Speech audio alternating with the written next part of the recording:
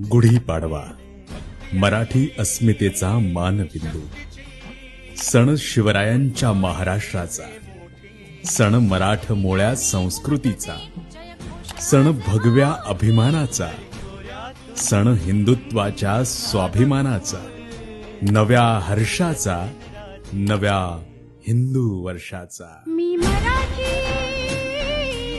घेऊया उत्तुंग भरारी, घेऊया उत्तुंग भरारी, घेऊया उज्ज्वल भविष्यासाठी.